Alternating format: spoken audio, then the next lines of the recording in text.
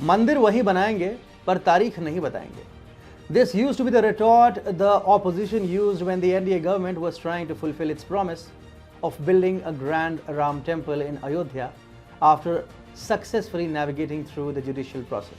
The likes of Uddhav Thackeray, Akhilesh Yadav and the left liberal media milked it and used it to target PM Modi. However, last year in August, PM Modi finally laid the foundation of the temple and the opposition's lips have since been sealed shut and they have become overnight Bhagwan Ram Bhakts. Similarly, the opposition and the liberals have once again started using the age-old trope of targeting PM Modi for not conducting press conferences.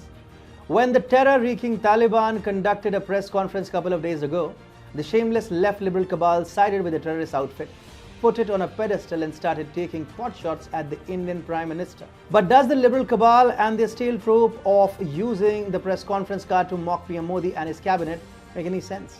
Or is it another Mandir yahi banayenge par tarikh nahi batayenge kind of embarrassing moment waiting to unfold? Hi and welcome. You are watching TFI English, the national socio-political analysis arm of the TFI Media Group. In this video, I will tell you why Prime Minister Modi doesn't conduct press conferences and if there's any reason behind it. Let's begin. On Sunday, August the 15th, the barbaric medieval era terrorist outfit Taliban breached the capital city of Kabul and took control of Afghanistan, barring the Panjshir Valley. Soon after, a concerted campaign was orchestrated by the left liberal media worldwide, including in India, to present a softer and moderate picture of the Taliban. They are being rebranded as a benevolent Taliban, that is Taliban 2.0, which liberals are currently endorsing. To lend authenticity to their claims, the Taliban even conducted a press conference and took questions from a female reporter. Liberals went gaga and, true to their nature, started attacking PM Modi. And just like that, an outfit that has undertaken unspeakable acts of violence on common Afghans in the near 3 decades of its existence became the perfect beacon of light for upholding journalistic integrity and freedom of the press. Indian liberals, frothing and salivating at a moderate Taliban, started a Twitter trend with the hashtag Just Saying, where they took digs at Prime Minister Narendra Modi for not conducting press conferences. Even Taliban is conducting a press conference, but no such luck with our leadership, was a line being parroted. The hatred for one man was such that they considered the extremist outfit as a benchmark against the world's most popular leader, chosen consecutively by record margins by the world's largest democracy. A terror outfit that will not waste a heartbeat to kill the entire gang of them if found in Afghanistan, living their life under the liberties enshrined by the Constitution of India, became their role model. All because it did a press conference. Who cares if they had assault rifles in their hands while they did it? And who cares if they declared that they would impose harsh Sharia law in Afghanistan now? They did a press conference and PM Modi didn't. Indian liberals are real characters, I tell you. But unlike his predecessors, Prime Minister Modi is known to think rationally and out of the box. He has done away with numerous archaic laws of the British Raj that has hampered the bureaucracy in the country. The red tapeism that has contributed to the lethargy of the Babus has been done away with. Ask Cyrus Poonawalla, who recently commended Prime Minister Modi and his cabinet for streamlining the vaccine manufacturing process. Similarly, Prime Minister Modi has started a trend where subject experts are given the opportunity to stay in limelight and ruminate the public, as well as the media, about various government policies. Earlier, the subject matter experts used to brief the PM and he or she used to present the rote numbers and figures without having any cadence to keep the conversation going as reporters peeled the nuances of the policy. It hindered the communication process and ended up causing more confusion rather than clearing it.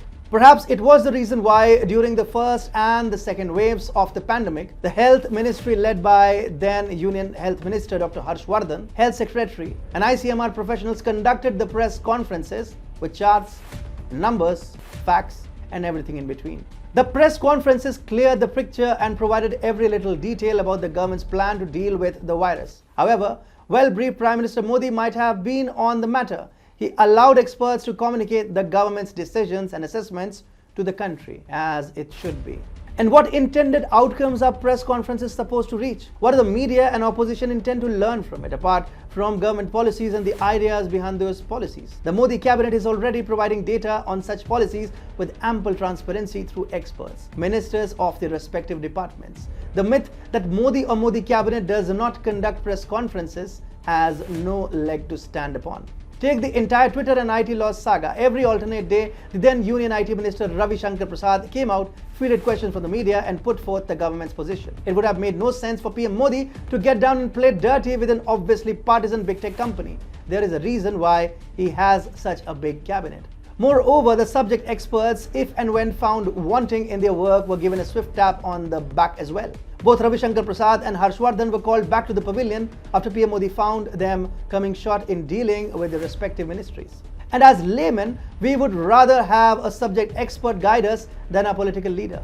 It gives us clear details straight out of the expert's mouth and save the Prime Minister's precious time. Why should the PM waste his time giving media bites every now and then, even when it's not required? Meanwhile, those claiming that Prime Minister Modi is afraid of press conferences should take a little trip down memory lane and look for videos where he has schooled the likes of Rajdeep Sardesai, Farooq Abdullah and Digvijay Singh. PM Modi is no greenhorn when it comes to press conferences. While the Lutyens media wishes to corner Prime Minister Modi on the 2002 riots, but Modi has played them perfectly. Earlier, the Khan Market gang used to settle cabinet berths and had their noses and ears in every policy decision. But the Modi government has kept them at an arm's length. The TRP-hungry media wants PM Modi in press conferences to further their agenda by asking obviously vendetta-driven questions. By taking himself out of the equation and forcing the media to do its homework whilst dealing with subject experts in press conferences, the jack of all trades, master of none, journalists have not been able to fill in their gossip sections. By portraying the Taliban as benevolent because they said sorry after killing Danish Siddiqui, by calling them civil and comparing it with the Modi government because they are gun-wielding spokespersons, conducted a press conference, the liberal cabal has shown its mental ineptitude, muddled thinking process and of course the inability to bring novel ideas to take on Prime Minister Modi.